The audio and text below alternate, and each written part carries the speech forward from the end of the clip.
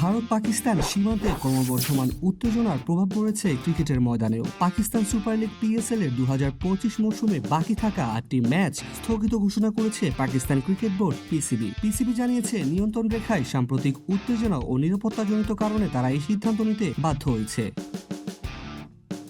সংবাদ বিজ্ঞপ্তিতে বলা হয়, গত 24 ঘন্টায় নিয়ন্ত্রণ রেখায় পরিস্থিতির উল্লেখযোগ্য অবনতি ঘটেছে। ভারতের দিক থেকে ছোড়া 78টি ড্রোন সীমান্ত অতিক্রম করেছে এবং ভূমি থেকে ভূমিতে আঘাত হানার ক্ষেপণাস্ত্র ছোড়া হয়েছে। এর আগে আজই পিসিবি ঘোষণা দিয়েছিল যে পিএসএল এর বাকি ম্যাচগুলো সংযুক্ত আরব আমিরাতে অনুষ্ঠিত হবে। তবে রাতারাতি পরিস্থিতির অবনতি ও নিরাপত্তার সংখ্যায় সেই পরিকল্পনাও বাতিল করে দেওয়া হয়।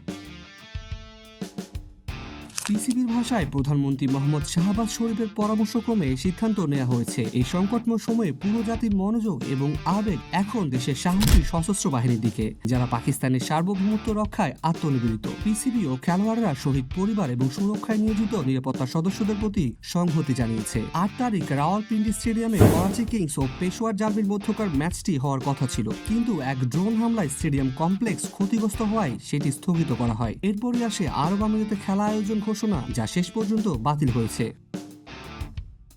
এদিকে একই দিনে ভারতীয় প্রিমিয়ার লিগ আইপিএল এর 2025 মৌসুমে এক সপ্তাহের জন্য স্থগিত করেছে ভারতীয় ক্রিকেট বোর্ড বিসিসিআই বিবৃতিতে বলা হয়, আইপিএল 2025 তাৎক্ষণিকভাবে এক সপ্তাহের জন্য স্থগিত করা হয়েছে। যথাযথ কর্তৃপক্ষের সঙ্গে পরামর্শক্রমে নতুন সূচি ও ভেন্যু শীঘ্রই জানানো হবে।